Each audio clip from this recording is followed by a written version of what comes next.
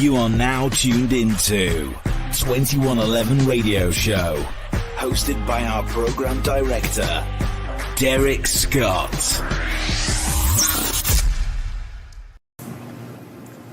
So what's going on? You're not just a drop-by type of dad. At least not with me. We both know that I've had a hard time dealing with your lifestyle choices. But you're my son, and I love you. I just want you to respect me the way you respect my brothers.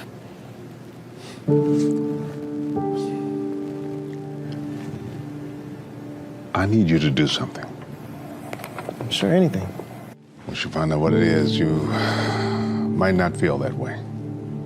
Since you never asked me for anything, it must be important. The family's in trouble, son. And right now, you're the only one who can save us.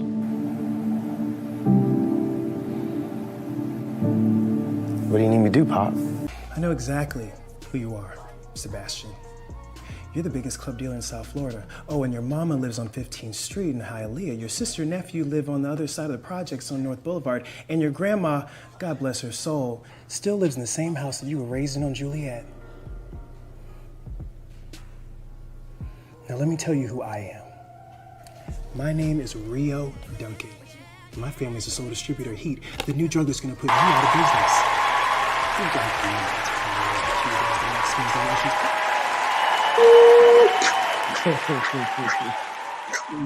Welcome to the 2111 Radio Show. I'm your host, Derek Scott, and I got a special co-host. First, I want to speak is Tika Deshawn from All Things Ruthless. How you doing today? What's good, Derek? Thank you so much for having me here. Thank you. Listen, look who we got in the building. My man Arrington Foster is in the building. How you doing, brother? I'm great. How are you? Listen, I'm blessed to have you here. We've been very excited this week. All the promotion, people been talking about you, the show. But we want, like I was telling him in the back, we want to get to know Arrington Foster. We see Rio, but we want to know Arrington. So tell us where you're from. I'm originally from Maryland. I'm from Prince George's County, Clinton, Maryland. Shout out to the DMV. No doubt. Now I'm going to ask you a question. So I'm going to ask you a question. You went to college, correct? I did. Went to TCU. I went to TCU. Go Frogs. Listen, let me tell you something. So what did you go to college for? So I got my bachelor's in arts. Theater was my major. I was a theater kid growing up. I wanted to continue my theater journey. So I got my degree in theater with a minor in communication studies. Nice. That's a beautiful thing. So I'm going to ask you a question. So being in theater, you've done plays. Like I see that you did Footloose and The Wiz, different shows. So was that part of your development of what you're doing now? Oh, absolutely. I think theater is the foundation. You know, I think if you look at a lot of big actors, whether it's Angela Bassett or Viola Davis or Denzel Washington, a lot of the greats come from theater. And that's where I fell in love with acting as a kid. And I believe that knowing the craft is the most important thing that can take you in any space that you want to go in, whether it's theater or film or television. Exactly. So now I did some digging. Now I know you talking in the back. I did some digging, and it was a short film, and it's called Flashing Lights. Mm-hmm. Just another dumb bitch. Flashing. Oh my gosh. Yeah, I'm sitting there going, wait a minute. So talk to me. How did this even come to a part for you? How did you even? Well, I believe this was 2016. I was still fresh in Los Angeles. I had moved there in 2015. And of course, like most new actors, I didn't really know where to start, where to begin. And so I did a lot of short films, a lot of student films, web series at UCLA, USC. And so this was just me submitting myself. I didn't have an agent at the time or a manager. This was free, which a lot of times you got to do free stuff in the beginning, but it was for the art. It was for experience. And this was one of my first short films as a lead. And so it was really exciting. It was fun. And yeah, it was just, you know, the director was in college, I believe at the time, or in his early 20s, I think. We were all just new and green and trying to figure it out. And yeah, it was a cool experience. Wow. Let me tell you something. So during the pandemic, well, before the pandemic, we had no, after. It was during, or just see before. It was after. I would say after. Yeah. The SAG strike. Mm-hmm. We had this thing going on, and the writers. It was with the writers first, if I'm not mistaken. It was, yeah. Mm-hmm. So how did this affect you? Because I remember you guys probably was filming the show, and we was waiting for this show to happen, because it was like, wait a minute, what happened since this is happening? We was waiting for the episodes to come back, and it never really came back until later on. So tell me the effects that this had on the industry, not just the actors or the directors. You got dancers, you got a lot of everyone. People. So talk to me about how it affected you.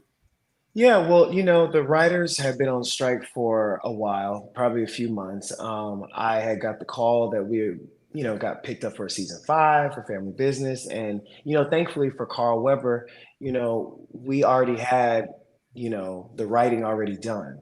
So at that point, if things were already written, you could still film, but anything that was new, you couldn't film. And so I live in Atlanta now, but I went back to Los Angeles last year. We were supposed to be done and finished by last fall. It was, you guys were supposed to get it. And when we were filming, I think we were only maybe a month and a half in, and there was already talks and whispers and murmurs of the SAG going on strike. So we all knew that if the Screen Actors Guild went on strike, we were done. Everybody was shut down. And that's exactly what happened. One day I got a call and they said, "Oh, you're not going on set tomorrow." And I was like, "What do you mean?" And they said the SAG went on strike. And we were only, I think it was July, I want to say. It was either June or July that the strike happened. And we were devastated. I mean, I think that people don't realize that, just like you said, it didn't just affect me. It affected everyone in the industry. And I think that it broke the glass ceiling on what people think about actors, and they think everybody's rich. I mean, we've had Taraji talk about it, Viola, Monique talk about it. And I think we just all wanted fair wages, especially with the climate of streaming and where things are going. We've been on an old system for 30 years that this was bound to happen. And, that I'm praying that we never have to go through that strike again, because it was 4 long months of no auditioning, no films, no TV shows. I mean, at this point, all you had on TV was reruns of reality shows. And I think that the industries and, well, the people in general, the general public was like, wow, like, this is a problem. Like, we need to fix this. And it's like, you got these millions and millions of dollars that these big conglomerates are making off the backs of everyone else, and you don't want to pay us what we're due. And now there's talks of AI robots trying to replace actors. Robots can't tell stories. They can't, they don't have hearts, they don't have feelings. And it was very discouraging, because as a creative, you're like, well, man, they're just trying to shut us out. And so it was very difficult. It was very hard. Obviously, I had to come back home until this thing was done. We were thinking, okay, maybe it'll be a week, maybe it'll be 2 weeks, but it ended up being 4 months. And, I wasn't a part of any of the protests because I wasn't in Los Angeles, but just seeing the outpouring of social media and all from actors that are just starting out to big time actors who were on the picket lines fighting for us to have fair wages. The strike finally ended. We're still, trying to recover from it. There's a lot of things that are happening right now. It's a weird time in Hollywood. But I do believe and hope that we will get through this, and there will be more shows, more funding, more stories to tell. We need people of color to tell more of our stories so that we can have jobs, and not just Black jobs, as the man like to say. So yeah, we went back to filming, and we were able to wrap up in January, and now season 5 is finally out. And I'm sure we'll talk about that later. Yes, we will. Let me get one of the Yes.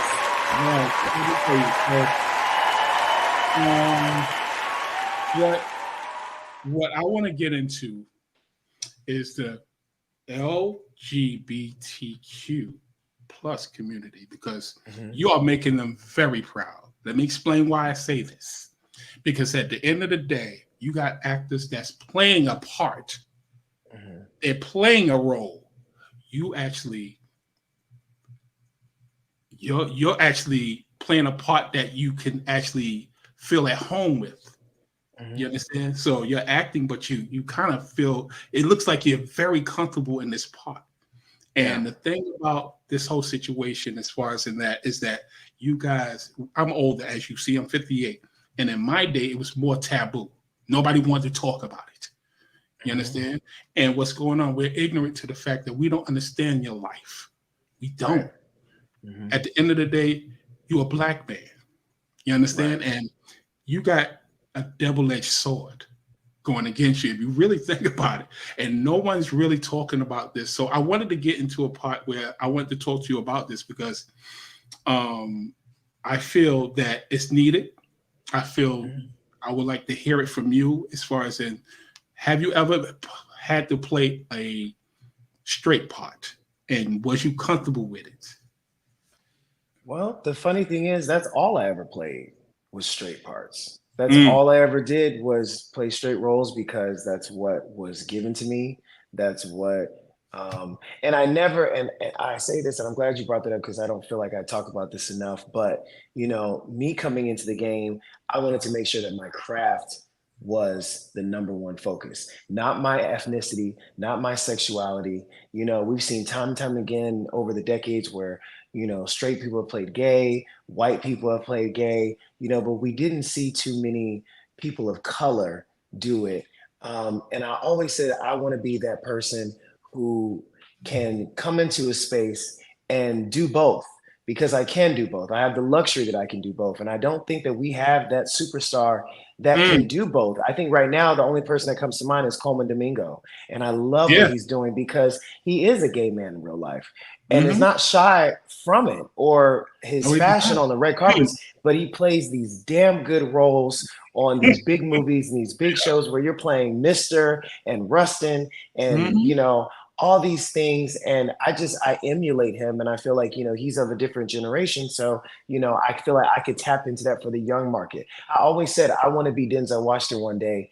And people be like, that's a damn good actor. Then on the red carpet, you might see me with my husband once, you know, my kids, but my talent will speak for itself, not for, you know, who I am or who I choose to love. You know what I'm saying? So it's like, you know, I always played straight roles, and I was actually very, very nervous to play a role that was kind of very similar to myself that hit home. I mean, of course, there's a lot of things that Rio does that I would not do, but I do bring a lot of truth and authenticity to it because of my life. And I feel like that is very much needed in this climate, you know, because I don't think we ever could have had this kind of character on a show, a black show at that. No way. 10, 15, 20 years ago, maybe even 5 years ago. We're just in a progressive place right now, which is great. And so I love that people are seeing that he can be masculine, he can be tough. He's layered by all these layers. Yeah, he has the colored hair and the outfits, but I love that this is showing representation to the young black and brown kids that maybe thought, oh, just because I'm this or I'm that, I can't make it on the big screen or whatever. And, you know, I'm just living proof that you can do it. And I think that when I first did the first season, and I always have this story with the Valerie Pettiford, who plays my mother, Chippy Duncan, and Miguel Nunez Jr. too. I remember we were doing the pilot, and I think it was about to come out, and I was like, y'all, I'm so nervous. Like, what is the world's gonna see me in this role or whatever? And they just gave me such encouragement and advice, and they just said, listen, you are gonna show something that the people want to see, and you know, don't think that it's going to be your trajectory of your entire career. This is my first role, and sometimes people can get typecast into certain things. And even Miguel was like, I played a dude in a dress. And I was, you know what I'm saying, Marlon Wayans playing white chicks, you know, like you just do what you do and do it amazingly like you're doing it, and then the next thing will come along and then you'll prove people wrong and you'll show them the multifaceted that you can do. And so it's just been genuine love from my family, my friends, the fans all over the world, because now we worldwide. When Netflix put us on there, we weren't this little BT show no more. Like we worldwide. I got fans in Africa. Okay. So so it's a blessing. And I always tell people to just, you know, end it off that those little things that make you you, those are things that are going to make you special and make you stand out. And so those parts of me that maybe I was trying to hide ended up being, a blessing in disguise. It was like God literally being like, no, here you go. And now you got Mhm. a role that you can thrive at because of who you are. That role was for me. And Yes. so what's for you is for you. Even during the strike, when I was like, man, like there's nothing coming my way. I'm on a hit TV show. No shows are coming my way. No movies are coming my way. And you doubt yourself. But then I just go back and go, every great thing that's happened in my life, praise to God, was just natural. It just happened. It wasn't forced. It wasn't, contrived. It just was natural. It just happened. Exactly. Let me do one more quick thing.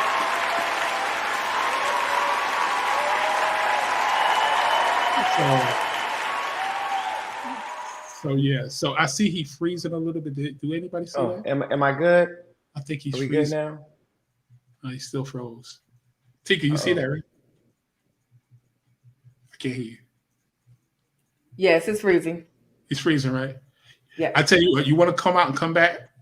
Sure, I can come out and come back. Well, Unless, can you see me now, or are we still frozen? Yeah, he's still frozen. Okay, let me come out and then come back in. And then we're gonna continue. Exactly. Thank you so much. Okay. Yeah. Huh? This is awesome. This is so No, awesome. This listen. is awesome. We're definitely getting an inside story to Arrington, not just Rio. And I'm loving this. I'm absolutely Yes. loving this. Listen, Yes, I wanted to do that because again, he's a very interesting character. Very definitely. interesting. And I could Definitely. tell, he works hard. You can see it. You can see it. Yes. He definitely working. I think Mr. Arrington Foster is back. Let's see. All right. There Are you we go. good? Are we good? We good Sorry now. about that. We had technical difficulties. Listen, We're back. It's It all happens good. when you're live. Exactly. Anything happens in live. So now let me tell you. So I just been when I first saw you on the show, I was like, okay, you a gangster. Like, let me tell you something. I grew up with my cousins. They gay, but what's happening? You showing a different part. You, bro, I'm telling you, I love the role. Are you anywhere close to being real? Not the guns and all that, but as far as in your character, how you actually hold shit down, because you holding that family down. I try to.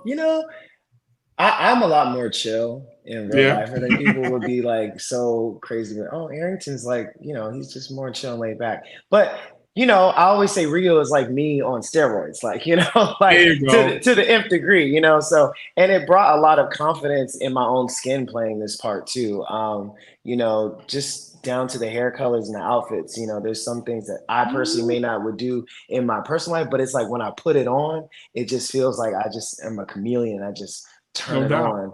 And yeah, it's so much fun. I just thank Carl Weber for and Trey Haley for giving me this opportunity. And then throughout the seasons, just showing the growth of doing like some combat scenes and some gun scenes and all the time. So I'm like, I gotta do this too. Like, it's not just my family, I want some of the action. So, and then season 5, man, Rio is not letting up at all. This season is like, he's not going off. I love it. And you're hot-headed. You're hard-headed. I said, damn it, that's my son, I beat him because he ain't listening. He's a little stubborn. She told him to stop it. He keep going. He said, nah, we're going to get this. And then you found out about your sister. But I want Tika to talk to you a little bit about what she wants to talk to you, because I know she has some questions for you. So Tika, take it away. Okay, well, let me just start off once again. This is such an honor to be in the presence of the Arrington Foster. I'm slowly watching you develop more and more and more. Now, you did mention as far as the whole strike went, was there ever a moment throughout, maybe even a little bit before, that you felt like, because you're doing an amazing job as acting, and I know you can sing, but I just want to know, was there ever a moment where you felt like, okay, I can't do this whole acting thing again. Let me dive into my other craft. And how did you muster through all of that? Oh my gosh. I mean, this business is one of the hardest professions that anyone could ever choose. I always feel like I didn't choose this, it chose me. You know, That like is there's just certain people in this world that are just meant to entertain, and it's not for everybody, you know? And so I've had hundreds of times where I thought about quitting, but thank God I never did. But you know, it's just this business has the ebbs and the flows, the ups and downs, the waves. I mean, I'm thankful that the fans have held on this long because we've had to go through a whole pandemic. We've been shooting this show in a pandemic for the last since season 2. And I feel like we probably would be on season 6, 7 right now had it been without the pandemic, had it been without the strike. But I feel like our unit, our cast and crew, and our amazing Black people running this thing. You know what I'm saying? Like just showing that we really are a family outside the show. And so it really bleeds on the screen, I feel like. And I think that's why the success of the show, because most shows aren't getting 3 and 4 and 5 seasons these days. So it's just a blessing anytime that we're asked to come back. And yeah, I think when the strike happened, it was very discouraging, you know, but I think just through prayer and meditation, I do my daily affirmations. You know, I have to be my own cheerleader because no one else is going to believe in you if you don't believe in yourself.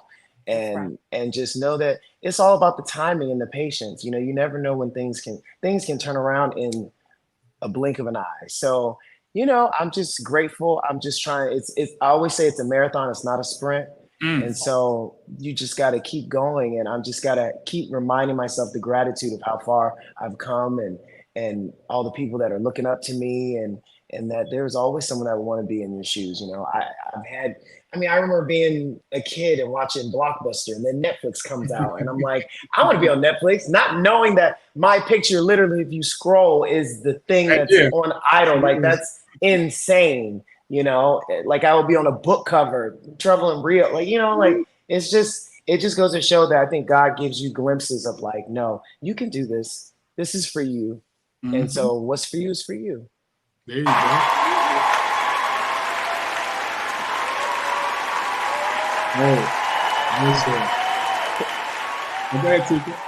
Absolutely. And I do have another question. You were recently seen on the BET Awards red carpet. What was that experience like? And you fit that red carpet so well. It was as if you were meant to be there. So what was that experience Man. like? Well, shout out to BET for inviting me and having me. This was my second time going, but this time around, I really felt like the star that I know that I am. You know what I'm saying? Like it was just such a magical moment. I was able to take one of my best friends. We literally had the time of our life on the red carpet and seeing the show. Now, when they said I had a camera seat, I didn't know what that meant at first, and I was like, "Oh, hold on now, y'all got me up close." And so I think 4 times you can spot me. And it was just like, you know, growing up watching the BET Awards in my living room, my family, to then now being there. It was just such a moment just to see all the performances and all the people in the room. It was a magical day, and I'll always remember it very fondly. Yeah. Absolutely. So, real quick moment of truth. Was there anybody there that specifically that you were looking forward to seeing and you got to see? What, and if so, what was your reaction to that individual? Oh my gosh. I mean, listen, from Meg the Stallion to Usher coming out for the Lifetime Achievement for Miss Lauryn Hill. Let me just tell you something. That's a once in a lifetime thing. I don't know if I'll ever be able to say I was in the room with the Lauryn Hill. That was really cool. And then after backstage, I was able after the show to meet Tia Mowry from Sister Sister and the game and just the legend, the icon that she is, and to be able to hug her and tell her how much her and her sister inspired me growing up, and her just being so gracious. That was like chef's kiss. The child in me was doing cartwheels right there because that's one of my favorite all-time family sitcom shows. So that was really cool. Absolutely. And I'm going to wrap my portion of it up, but there is one final question that I want to ask you.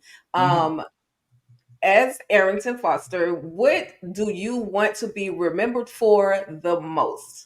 And when the time comes and your book of life has been closed, what is it that you want to be remembered for the most? Oh man, I love that question. I think there's so many things, but I always have to piggyback off the great Aaliyah, rest in peace. And I just want to be known to be an all-around good entertainer and a good person. You're definitely going to be remembered as that and so much more. I'm looking forward to every other thing that you got coming up because I can see your future and it's super bright. So, Derek, back to you. First off, I seen him showing off at the damn award show. I seen him. I had to show a little test. I'm sitting there. My character inspired a little bit of the look. I was like, y'all, should I do this? I was like, yeah, let's do it. Let's do it. It's the BET Awards. Let's do it. Exactly. You only got, the thing I like about you, what I've seen on social media is that you're very approachable. And a lot of actors in your position, they're not approachable at all. And the one thing I like is about your social media. You engage. Because I try to. You have to. Engage in the beautiful thing when we start doing the promotion for it. You literally was the first one to say, "I'm ready." Like, let's go, let's get it. And a lot of the actors we had Christian Keys up here. We had a lot of people on this show, and what's happening is that a lot of them don't engage. They come on the show, they do the interview, and they go. But for you, I want to tell you that we appreciate you because you helped with the promotion to get the people up in here and to really get this conversation going, because you remind me of my cousin. I have a cousin, and your character, Rio, or just you guys is just alike. And me and him used to hang out. We used to hang out a lot. And you look What's up, cousin? You look like one of those cats that I could actually hang with, because if I was single, you got all the women. All the women. Oh my gosh, man. I still do. You got all the hookups. You got all the hookups. People, I'm a man, but I'm safe with my sexuality. I'm very safe. You understand what I'm saying? Me and you could go out and chill, have a good fucking time at the end of the day. Yeah. Because again, people still don't get it. He's human. Right. He's a fucking human being. He's not, they don't want you. And that's all praises to my parents and how they raised me. And like, I feel like that's why I can literally adapt to any and every circle, because I'm just I try to be humble. I try to be down to earth, and I try to be approachable. And I look at people like Ernie Hudson and Valerie Pettiford, people that are like legends, 30, 40 years in the game, and meeting them and being around them and how they're so nice and caring and not like a diva. And it's just like these new up and coming actors that come out here and think they got 1 million followers or think that they've done something and now their head's too big. I'm like, if they wanted to be cocky, they could, and they're not. So, and that's one thing Valerie told me. She said, this light that you have, she was like, keep that for the rest of your career and you'll work for a long time. So I received that. I received it. Listen, let me tell you. So now we're going to get to this doggone show. Let's do it. Family business. Let's get to the family business for a second, because I love this show. We on season 5, y'all. If y'all missed this, y'all need to go back, start it over, because Rio is in all of them. Since the very beginning. It's a beautiful thing. Since this is your first part, how did you even get? Because now let me tell you, I got a little secret. You ever heard of the Zen Lounge in New York City? Yes. Well, there's a Zen Lounge in LA, so it is. Yes. So, I was probably 3 years into Los Angeles, still doing I did a couple national commercials, just the short films, web series, but a lot of it is just honestly in this business is being at the right place at the right time and networking. And so how it all came about, one of my good friends, one of my close friends, she was like network queen. And so she would just take me out to a lot of events and parties. And one of them being Zen Lounge in Studio City, California, which was Dwayne Martin and Tisha Campbell's club at the time.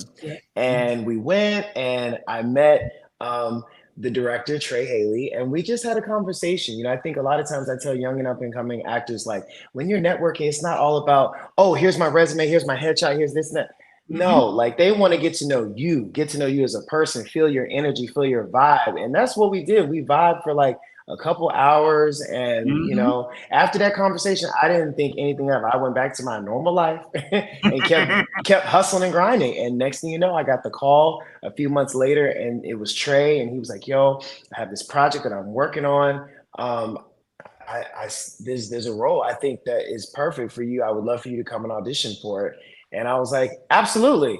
So, you know, that's what ended up being The Family Business, which most people don't realize was a movie at first. We had shot a movie based on the book series, the best-selling book series, with Carl Weber. And when BET got word of it, this was before the streaming platform was even out.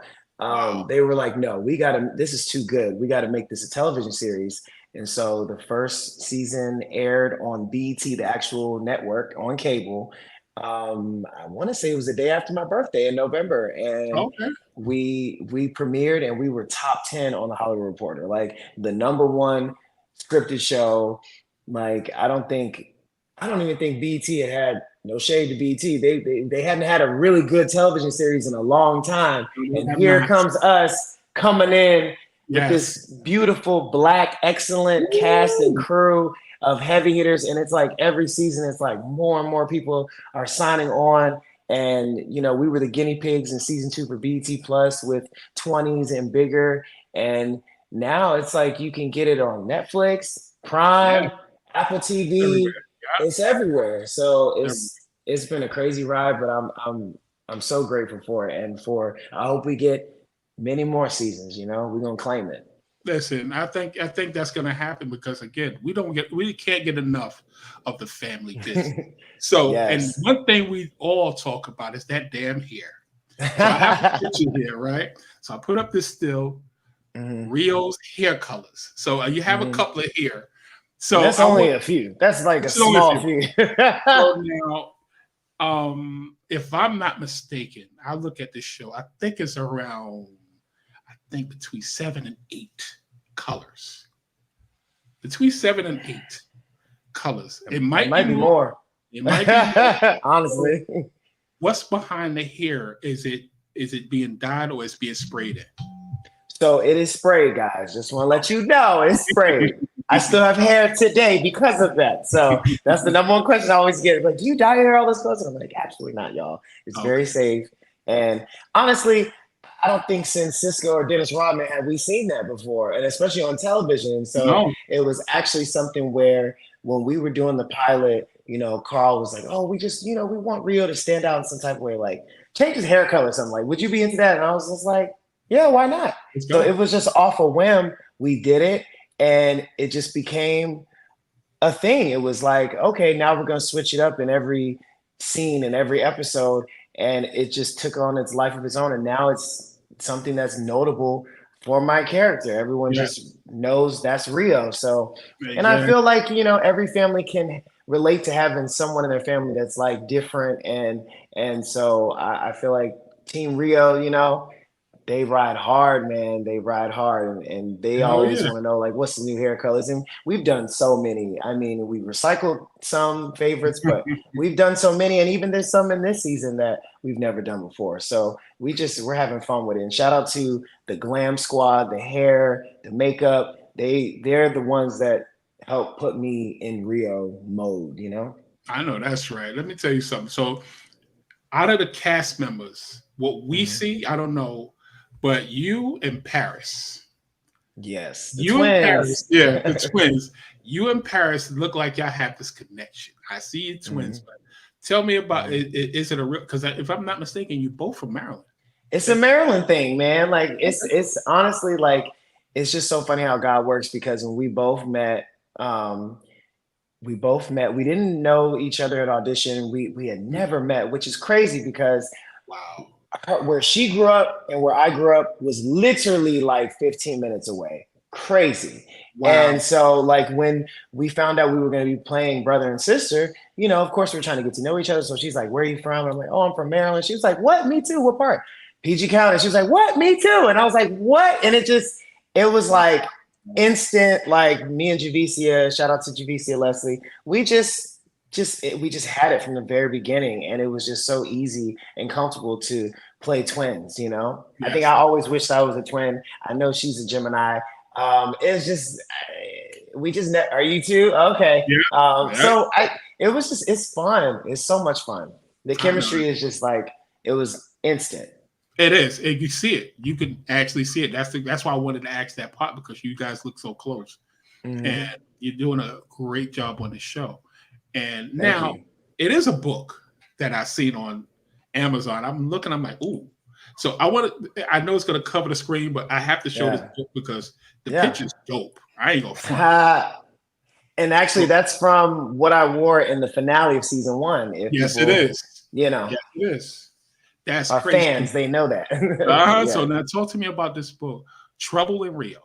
Oh my God. So, of course, Carl, as we're doing the show, he's keep coming out with books. And so when I think we were on maybe season 2, I believe. But Carl one day was just like, hey man, we got another book coming out, Trouble in Rio. I want you to come and see, the book cover, whatever. And I looked at it and I was like, that's me? He was like, yeah. He was like, you're on the book. And I was like, what? So, I mean, people love the book. I'm super excited about the book. I think the book came out in 2017, so it's been 7 years.